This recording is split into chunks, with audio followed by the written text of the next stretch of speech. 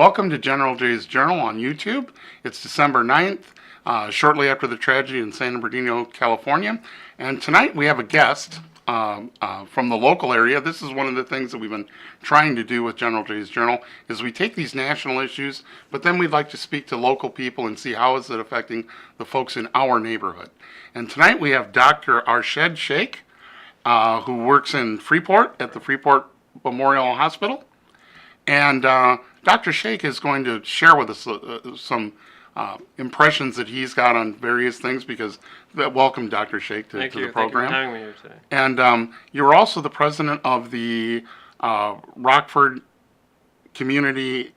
What is it called? The Muslim Association of Greater Rockford. Mm-hmm. Muslim Association of Greater Rockford. Right. And of course, your mosque is out there off of Mulford Road. Harrison and Mulford. Right. So, Dr. Shaik, I mean, one of the questions I guess I've been just very upset about is the whole Donald Trump response to these events. I know that I personally have just been very, very upset by that, just as an African American, just seeing the level of discourse, the low level of discourse, and the racism, the pandering to the lowest common denominator. I mean, what were your thoughts when you first heard him talking about banning Muslims and creating registries for Muslims? And what was the other crazy thing that he was talking about? Oh, shutting down mosques and so on and so forth. What was the first thing that came? Have you ever seen anything like this in America? I think this country has witnessed the exact rhetoric throughout our nation's history in terms of racism. I don't think this is anything new. History always repeats itself. So with this, in this technological age and with all the data that is available to us, it is something that should be sought out right away and addressed directly, because the first impression that, regardless of your faith-based tradition, this is an attack on constitutional democracy more than anything else.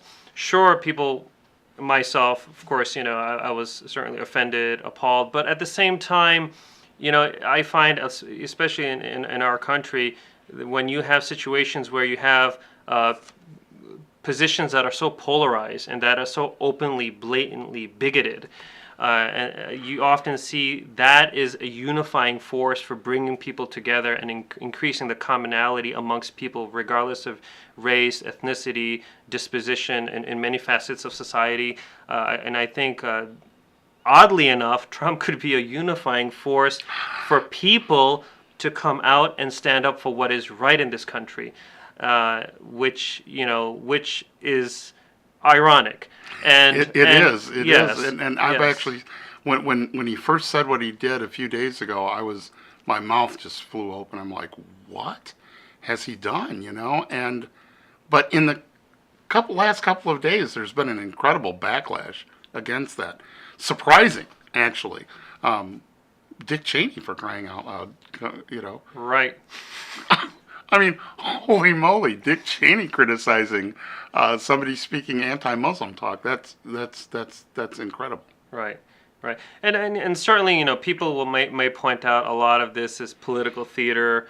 For some people, why the GOP is actually speaking out against Trump. And but I think, the American people, the vast majority of Americans in this country, which is really, people, is an immigrant nation, that we have an inherent, and we're indoctrinated when you're raised in this country through schools, that we have a basic sense of, inherent sense of equality and justice.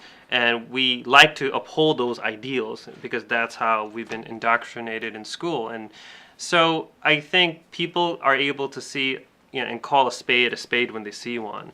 And I think that what I found most disturbing was not so much the things that he has said throughout his campaign trail. It's his campus supporters that applaud him when he advocates open bigotry and systematic racism against, whether it's Hispanics, Muslims, and others, and even, just in a very, unethical, unprofessional, undignified manner, even the way he had mocked that reporter with a physical handicap.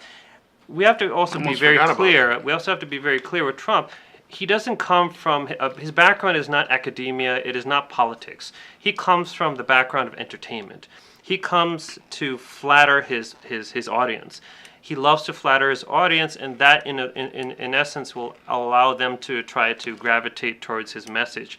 But there's no substance behind what he says because he doesn't have a plan. But there is danger behind it because I agree wholeheartedly with what you've said, the political theater of it, and also the fact that I'm not exactly sure what this guy is doing, whether he's running for president or what, because he's not doing the things that would allow you to be elected. You referred to the idea that this is a nation of immigrants. Mm-hmm.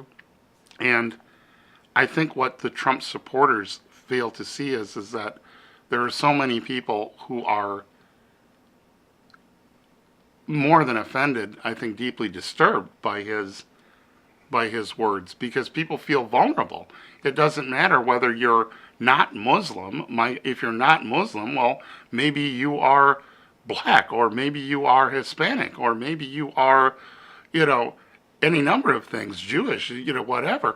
Anybody can feel like, if they can cut these people from the herd and go after them, who else can't they cut from the herd and go after? Correct. And his rhetoric started with, Mexicans and the wall, building the wall and everything. And so it will never end.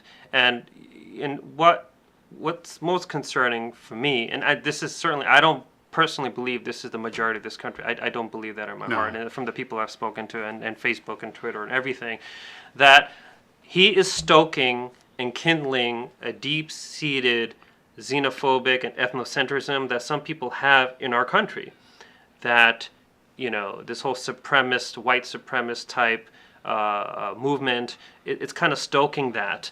And it's all based on ignorance. And for people to gravitate and act upon that, that's something that's very scary.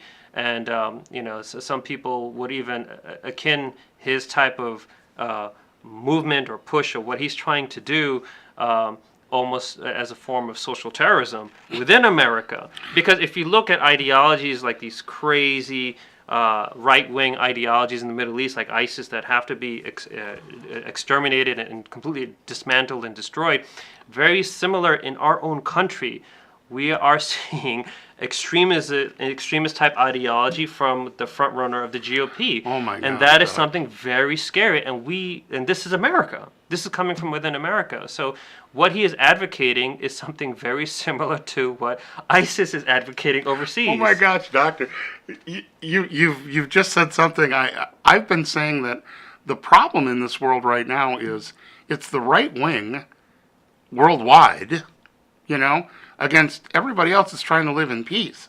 And whether it's the right wing in America or the right wing overseas, as you say, you call that a right wing movement over there, and it truly is.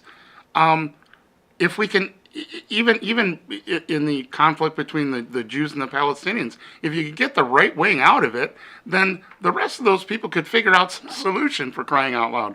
But you've got these militant, nationalistic, nativist sort of elements all through the world, and they're such an obstacle to peace. And I think we've got to recognize what that is. I don't know. I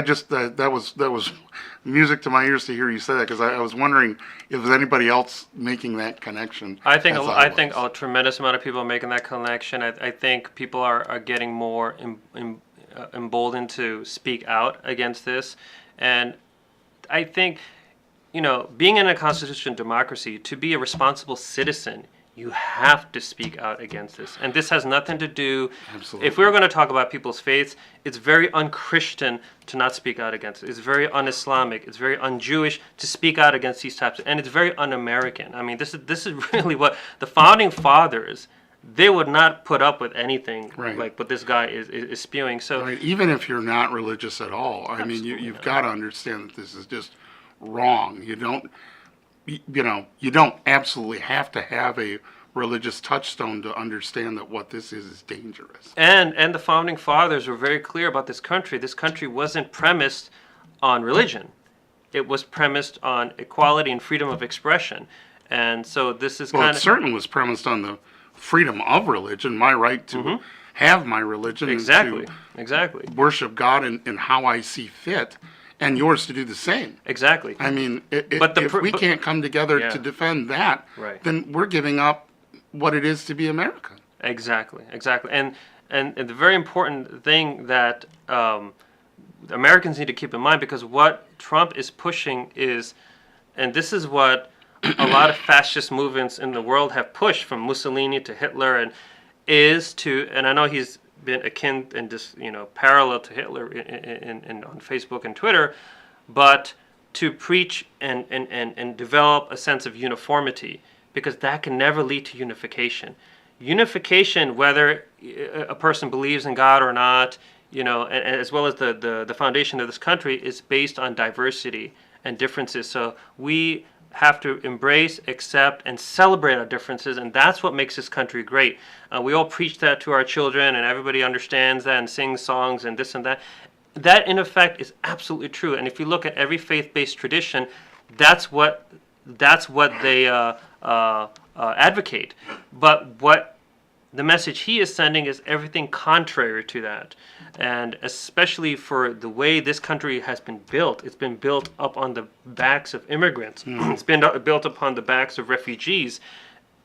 What he is trying to do is create a different world order within America, because that's exactly what happened in Germany with Hitler. Yes.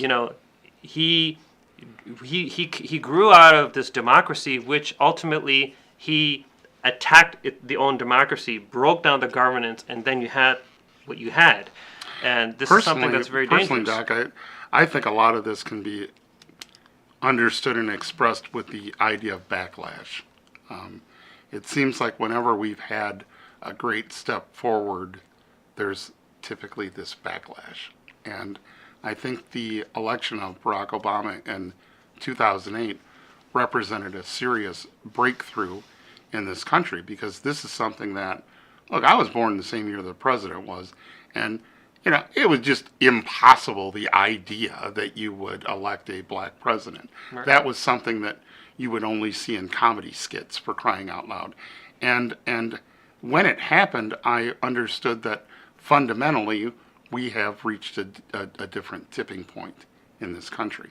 However, it took me a little while to understand it, but for months afterwards, I would see him, and I would be moved that, oh my gosh, the country's in a different place.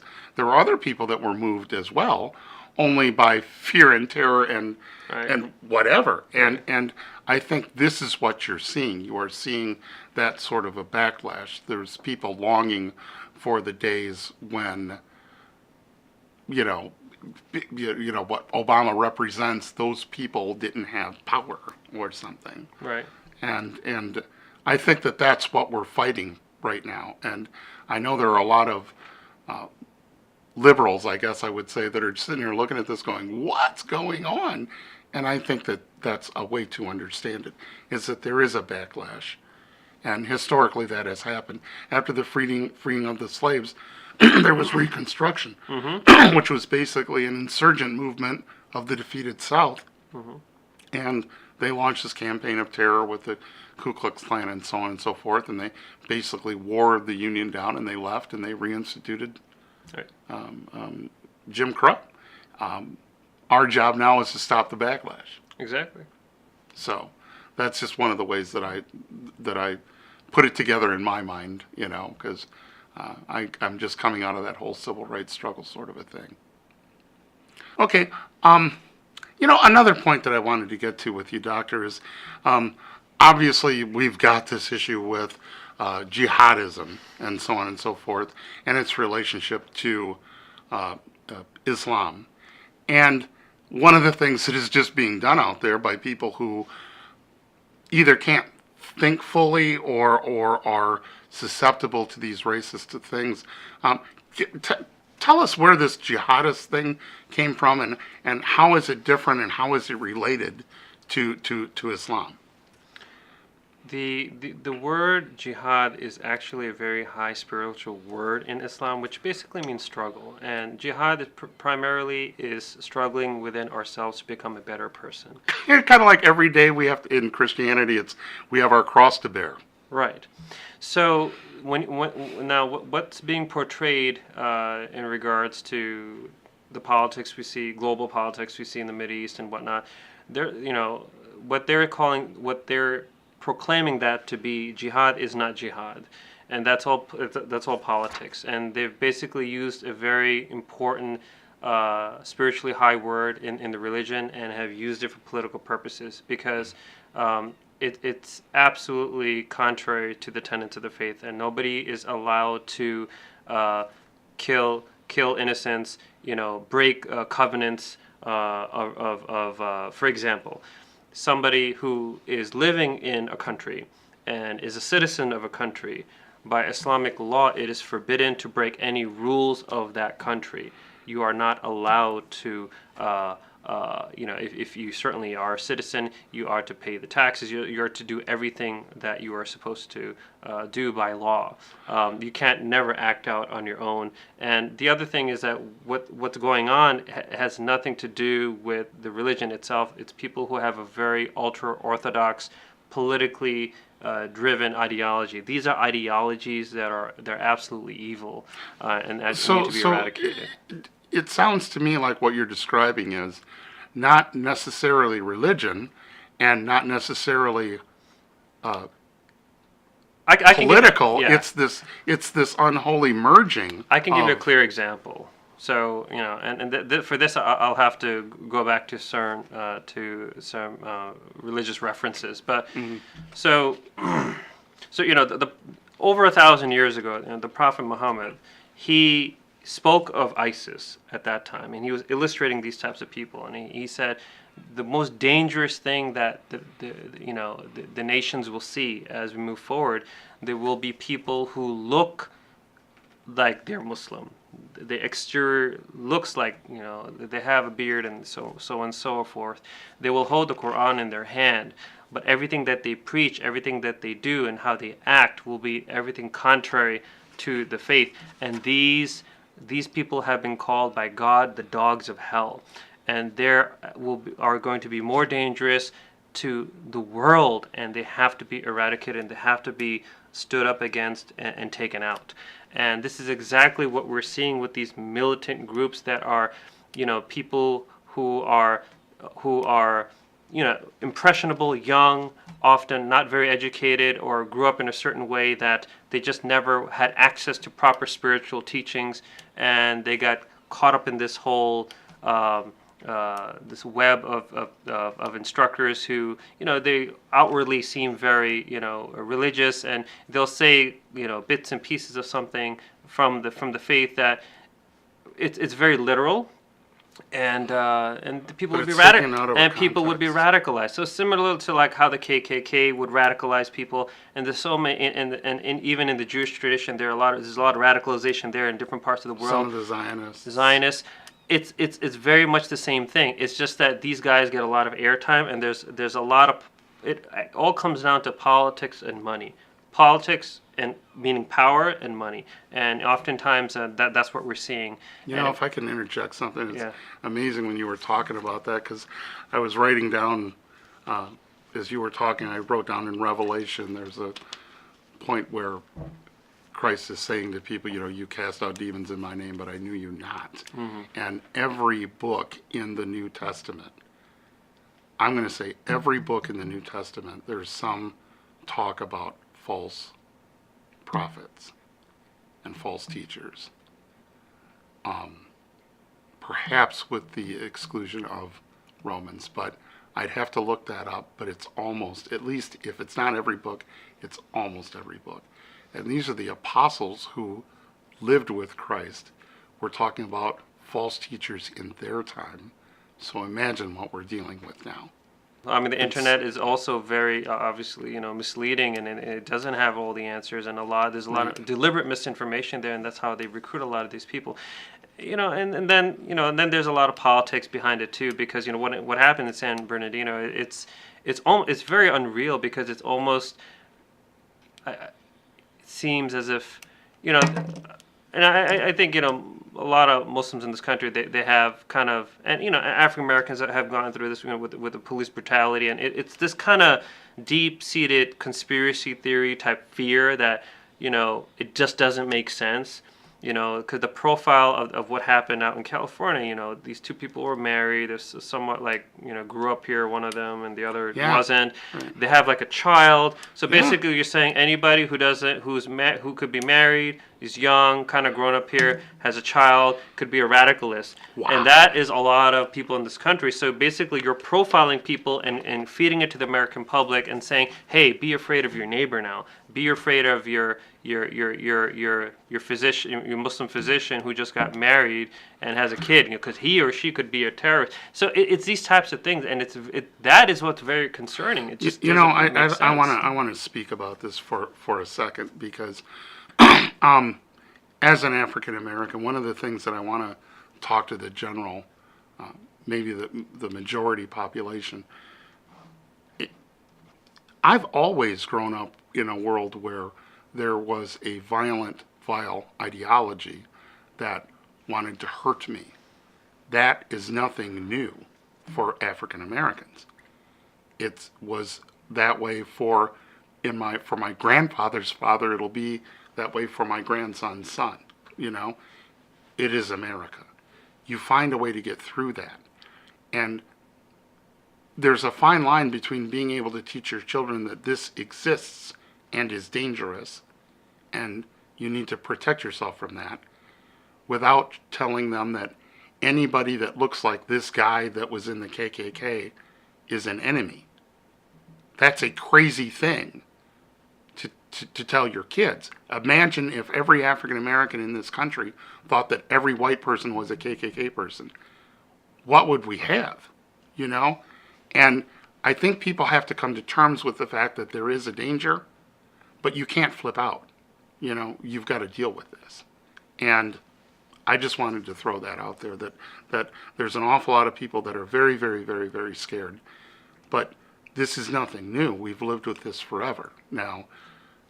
But you've got to deal with it. I think people, one of the things is that the American people have to demand better information from the media, because a lot of the stereotypes that we've had amongst many different races in this country is how the media portrays events that occur. They'll use certain labels for certain groups and certain labels for another group. So if there's a shooting, and if it's a Caucasian killer, he's not deemed a terrorist. He's deemed mentally insane. Oh, there's something mentally wrong with the guy. So, but if the person is Muslim or Arab or whatnot, it's an act of terrorism, and everything else comes out.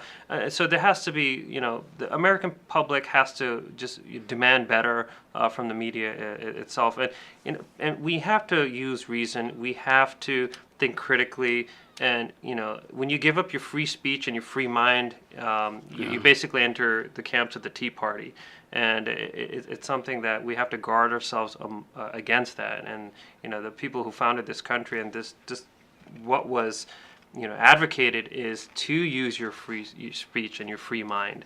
And if you're and what's the rhetoric that we're hearing from Trump and others before him, they're trying to strip those freedoms and those ideals away. And once you have that, you have this culture of uniformity. You have this supremacist ideologies that will come up. People will take up arms. There's going to be people rooted out. I mean, the fact that he wants, and it's not going to stop with Muslims. It'll go to African Americans. It's going to go to Asians. Coming. It's going to go to Hispanics. Are going to get a huge. Everybody's going to have to wear ID badges. They're going to be round up. If you want to make this country great again, the first thing you have to do is have people like Trump step down. Right. That's the first thing you got to do to make. I think he got to change this thing to make America hate again. So I think that's it should be his whole thing. It's futile what they're trying to do, because this culture of uniformity cannot happen in America. We're just not uniform enough to make that happen. What I was going to say, though, is that he's going to take another swipe at African Americans, and it's going to be really, really, really, really ugly. I mean, he took a little quick one there, this whole phony stat about how 80% of white people were killed by blacks. I mean, Oh, that's outrageous, yeah, that's- But, I mean, that's nothing compared to what's going to continue to happen as this whole thing gets. I'm on tape, watch and see. This guy is going to go to a really, really, really crazy place. Another thing, Doc, I want to ask about, though, is when the attacks happened in France, one of the things that I kind of thought to myself is that, well, the French are probably not as good at assimilating people as America is, because we're just so much better at dealing with immigrants and so on and so forth. Do you think that Muslims feel ghettoized in this country or set apart? Because all of the Muslims that I've known have been, I don't know, engineer, there's a doctor, there's other guys that I've worked with at a place that aerospace company in town. They haven't been ghettoized or pushed into a corner and not allowed to assimilate. And so I guess I assume that that's true for all Muslims. So I have a lot of relatives in Europe, and there is, especially in the UK, there's a lot of open bigotry in terms of trying to ghettoize Muslims. But as far as, just to get to answer your question quickly, in this country, I would say no. I don't believe there's any such thing of ghettoization of Muslims in this country. I don't think so And either. that's one of the most beautiful aspects of this country is that you can ultimately, compared to other parts of the world, pull yourself up by your bootstraps. But there are other places in the world that certainly have freedom. Australia has freedom. Certainly. Belgium has freedom. We're not the only country that has this ideal freedom model. But definitely, I don't believe Muslims have that. It's because I'm just wondering how these perverse ideologies can find fertile ground among the disaffected. And certainly that's true, like with KKK ideology and all of that stuff. The folks that get all up into that, they're just very disaffected people. Because when you mention about Muslims, if we're talking about the immigrant experience, people who have come here as immigrants, and then you have the second generation, third generation, people like myself, I don't feel that the whole ghettoization is an issue. But when you're talking about people who are accepting Islam and becoming Muslims, and they come from different socioeconomic strata and different ethnicities, like I have a lot of Muslim friends who are in the Hispanic community, and they're ghettoized, but they're not ghettoized because they're Muslim. They're ghettoized because they're from the Hispanic ethnic melting pot. And same thing with my African American. A lot of my African American friends and and a lot of my African American friends in the South Side of Chicago. I mean, what they're going through. I mean, that's just horrendous what they've been going through for decades. So that's more of a racial thing. It is a racial thing, but that's the thing. It's a racial thing. So as far as I don't believe there's any like you're not Muslim, seeing that all over. No. I think it's exclusively race related. It's not based on the tenets of somebody's faith. So it doesn't matter Christian, Jew, Muslim, or whatever. It's based on race, and that's something that this country has been struggling. It is this country. It's one of the beating hearts of this country is that and on the one hand we do so well, and on the other hand it's still with us. And I guess we're seeing this in this presidential campaign quite a bit. Quite a bit. I think the most important thing is whenever the way to handle extremism, whether it is inflammatory remarks and complete ignorance from people the likes of Trump or terrorism from overseas or wherever, is to face it head on without fear. It's like dealing with a bully. Right. If we're gonna stop living with purpose and start getting fearful, that's exactly what they want. And I think to eradicate ignorance and fear, you have to promote dialogue, love, and we need to come together. And I think that's really all the prophets of God and all the traditions. That's what they implore, and I think we have to come back to that and remember that. And People who speak like the front runner of the GOP, this is not how men of God speak. The voice of reason has to be, and this is why we're here tonight. The voice of reason has to be louder and very powerful, because the ones who speak the loudest, the ones who are bullies in society, they often get hurt. But the people who are good, reasonable, rational, they feel, well, let's just be pious and timid and not. No, now is the time that we need to. This is all like dogs of hell. You need to grab the bulls by the horn, and you need to openly denounce. If it's wrong, it's wrong, and end of story. Right. And there has to be a movement that pushes that, because it's going to come from the ground up. It's not going to come from the top down. It has to be grassroots. It has to be the majority of the democratic body of America that's going to want something better for their kids. They're going to want a better future for the country. They want something that is sustainable, because everybody wants peace and security. And in order to have that is also to have love thy neighbor and imbibe all those qualities of goodness. And you're not going to have that with speech like this, and we have to be able to, because ultimately it's going to trickle down into your neighborhood. It's going to trickle down into politics. But I really see this as just dangerous theater for people who are very impressionable, young, uneducated, who may have some darkness in their hearts, and that's the scary thing. They may act upon that, buy a Bushmaster gun for $1,000 and go crazy like people did at Sandy Hook. We don't want that, and if that and stuff like that happens, people like Trump have blood on their hands, because this is the type of, now who's to blame? Well, it's rhetoric like this. If you're going to blame people overseas, and we all do, promoting terrorist crazy ideologies and whatnot, they all have blood on their hands, and they're going to be answerable. Right, but to that. I think you're absolutely right that every community, every person, every thinking person that's listening to this, whether you're a Democrat, whether you're Republican, whether you never voted ever, this is a right and a wrong thing. And the thing that ends up happening is that the most bellicose, the most radical people are the ones that are the most bellicose. They're the ones that are out there.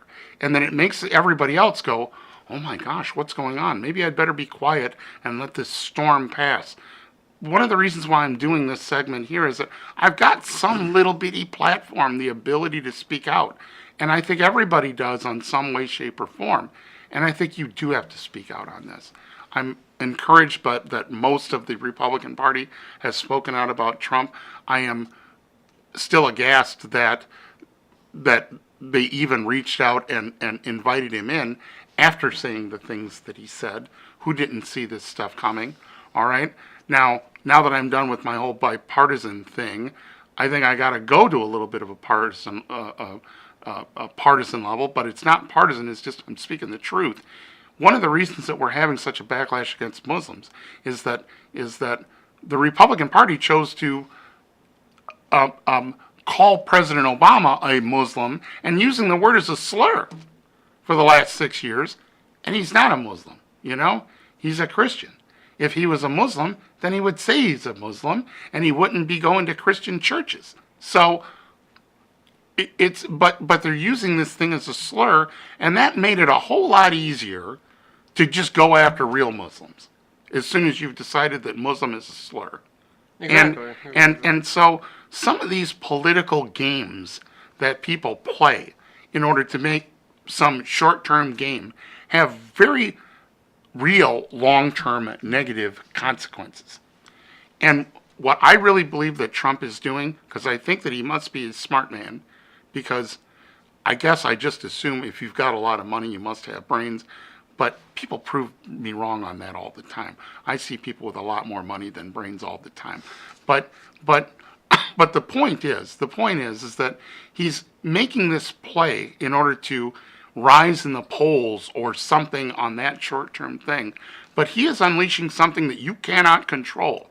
You name me one country that had controlled racism and made it work.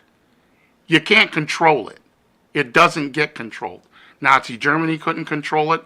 South Africa couldn't control it. Nobody can control this. The Houthis and Tutus couldn't control it. You can't control this.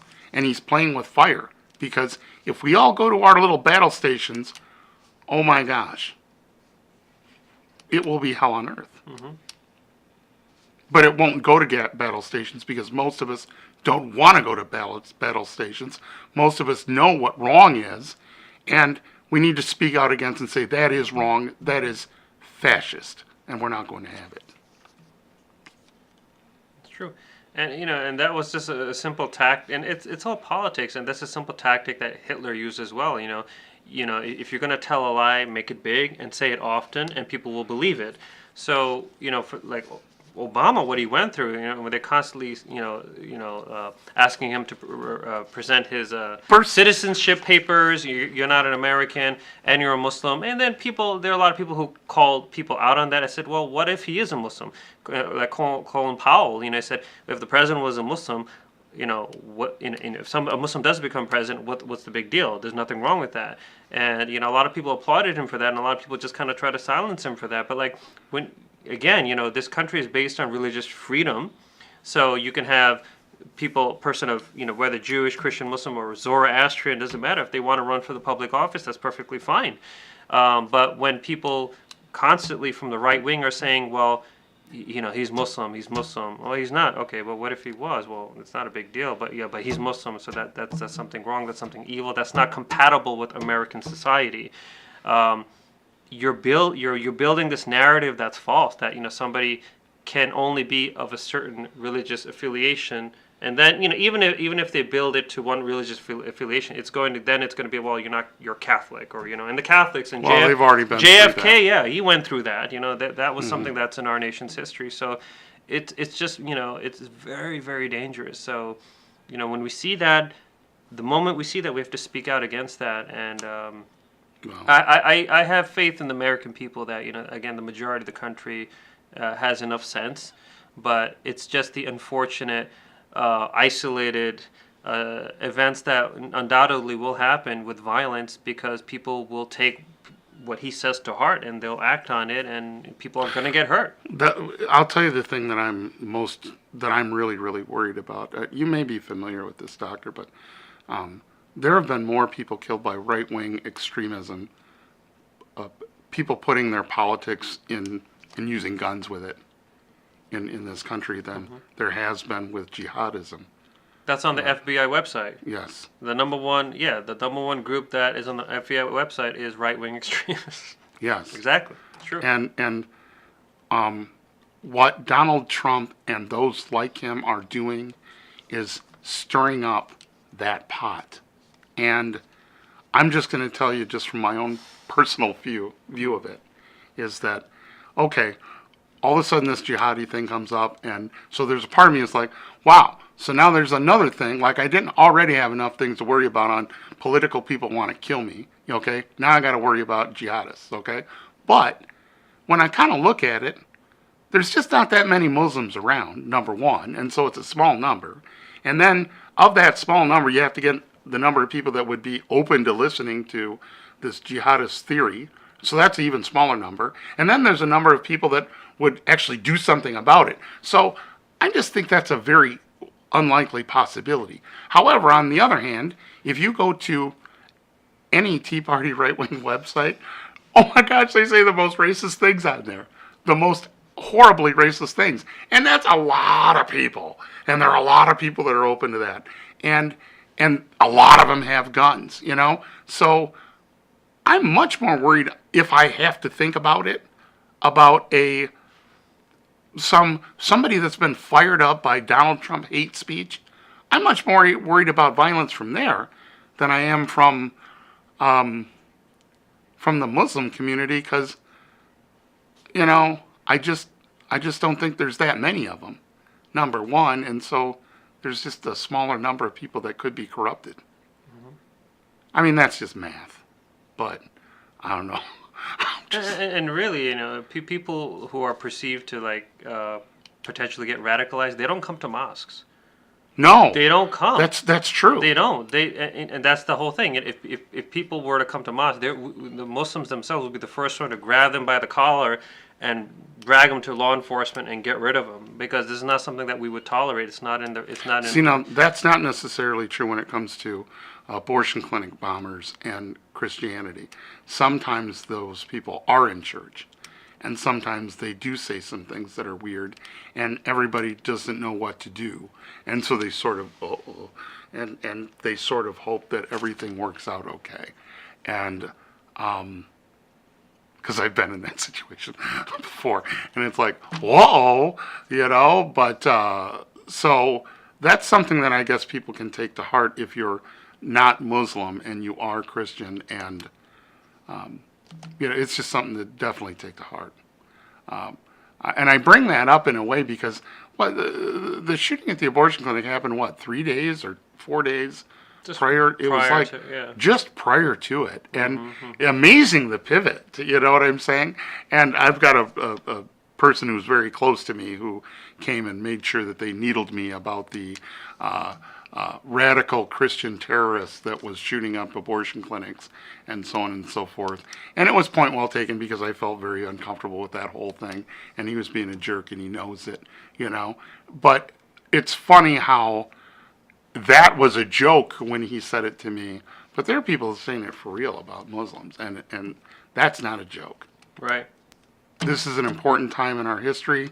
Good people need to stand up. Good people can't be silent, I'll call on Martin Luther King Jr.'s phrase that if a man does not has found a purpose in his life, then he is not fit to live, and I think it's very important for Americans to find that within themselves, to find that reason to not give up their intellectual sovereignty, and to think freely and critically, and do what is right. And when you see something that's wrong, it's wrong. So injustice anywhere is injustice everywhere. So thank you very much, Doctor. Thank you very much. What kind of doctor are you? Cancer and blood diseases. Oh, wow. Well, I hope I never have to see you then. But anyway. I do other things too. It was very nice meeting you. Very nice meeting you. All right. Bye-bye.